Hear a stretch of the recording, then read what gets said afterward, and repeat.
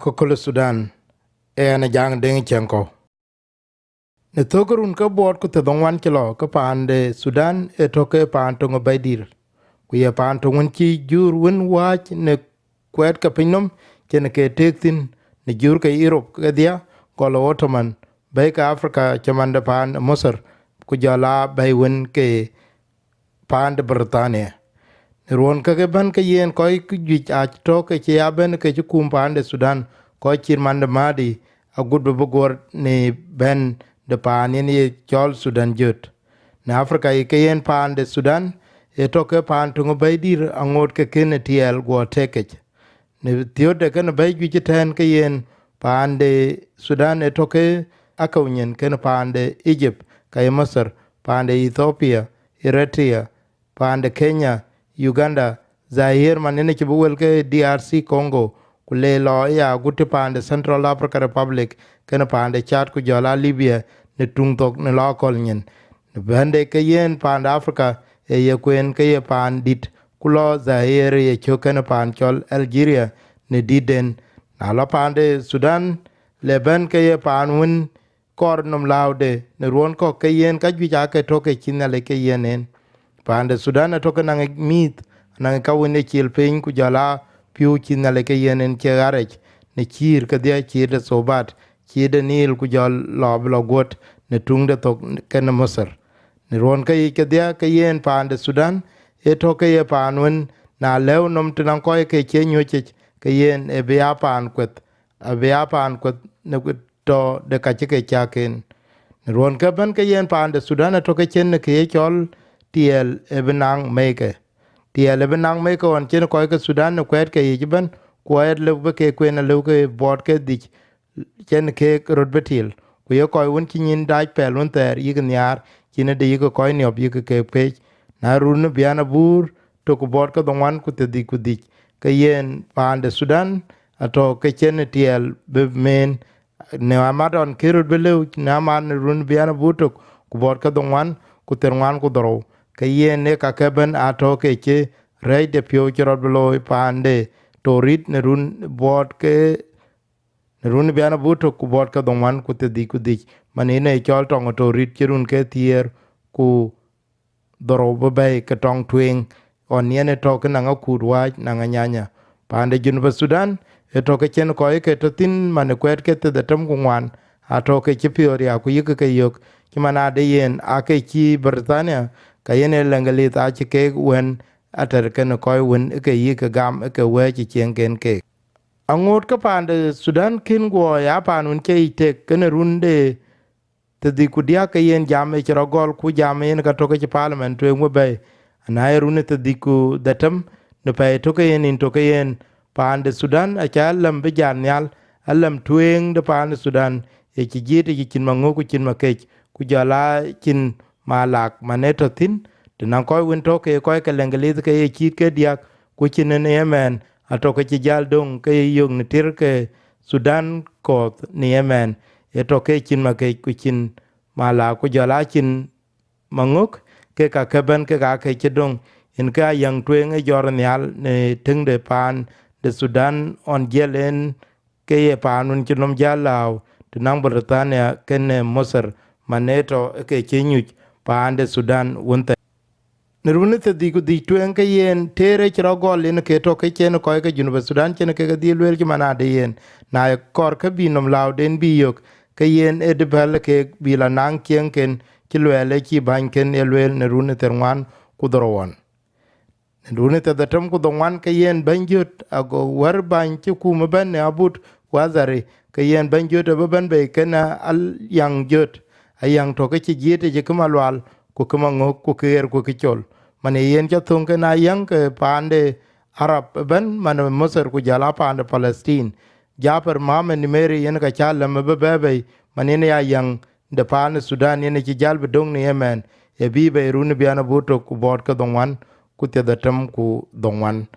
ala lamo ka yen yang e bedong ke de ke yen to agut ke ben pande jun Sudan ken pande Sudan ne tong da nyanya wan ben ke dor bi tanye ne run biana buto ku bot ka dongwan ku te doro kuro manene ke dor be ku nan ko ke jun Sudan bi ka kuma den tweng bay manen ke biya chol a executive council a kuma e beton run ke tier ku tok na run biana buto ku bot ka dongwan ku tier ber ku dia ke yen ke kanga to ke chiro duar ne biande a kuma to nyal manene mu japer mama ni meri ku to ke ban wen to ke ngara kut the high executive council chike war ne ke kote gol ne abela ler kwa kut mandi kumaro kubo Joseph Lago yaga kubo rasas Jamal kuboran e chol James Tumbra kene Peter Gatkwot on a chetong kirogol ke paen in tier ku the tempe di ne rune biana buto ku bor ka donwan ku tier ber ku diak ne ke yero lo iten ke yen ko ke junu ba Sudan ake to ke ko un ye bian de ko chi piori ake ya riang de pioro ko ke junu ba Sudan rune tier ber ku diak ato ke chitok to ku jala riak de pio di da chi dit pande Sudan ne ban a ko ke ruba mar ko ke junu ba Sudan on yen abe a ko un kornum lauden ne bai ke dia in ka chena pan bija ku jala pande nuba ku koy ke South Sudan ku koy ke Blue Nile mala koy ka Angasna koy ka biye ku Darfur abla tok ne shumal manene to koy win ke kumbaitin ne kin gene pande Sudan aken ban betung tok ke bedit ana loy ye ken ko koy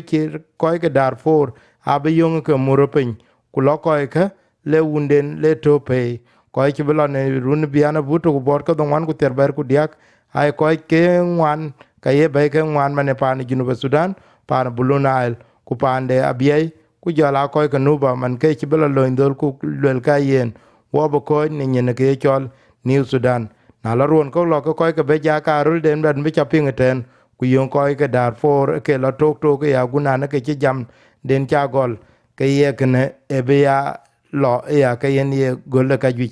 ni New Sudan ke yen wot kiro be lo taw ke yig dil kor ci manade yen pan be ya pan de Sudan abe ya panu ne chen ke ye pan ne ne gam no ko ke dia ku ye dil yo ki mana e yig gam ci manade yen ke ne be ya cho me ke ne ka wone ke lo ba bo ku lo ke dol ku le ke yen be ba ben be ya cho thung nom be ko ya chen ko to ku ci ko de til ne del ka chang chen ko chak ku ne ke ne ai chen ke be jam yen nyen ngong deran wine ne to ko ngongin akor be ya mat ke ran de bai ya neruni be na buro ku dia ke yen ko ke Darfur ku jala ko ga ngasna ku ko win ke bija ato ke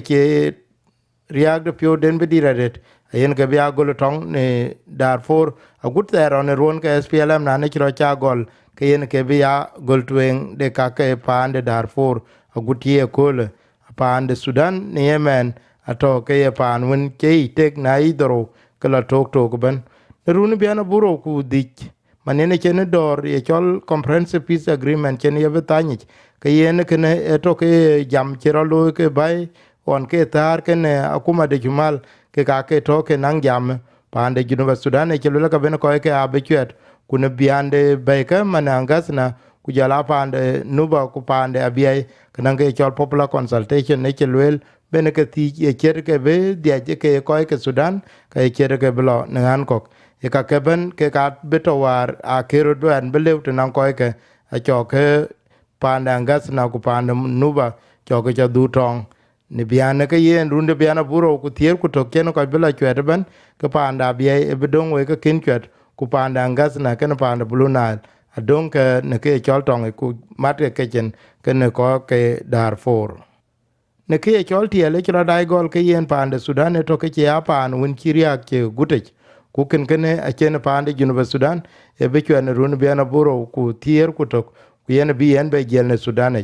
wan me te dena bie manene to ke pin ngok ko ke kwet ke ngok ke bedung chen ben ke ka ke to ke pan de Junuba Sudan ke dil kor e ke bia ko ken ngok ke bedung ke le ku ken a gutie ko le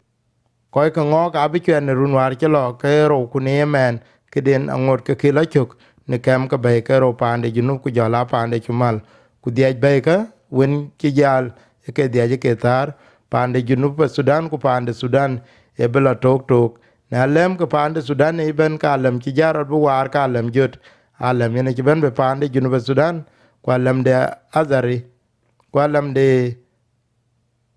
japer mame ni mere ku jala lemti ko won ke to ke tar ne men ne ke chekich en ka ko koltin de pan de Sudan ke ne tiel en ke pan de Sudan bu wer adong we ya en ke bia lo de pan ju no Sudan ku ko ka ade je ke lo tok ya en jang den kan ko chale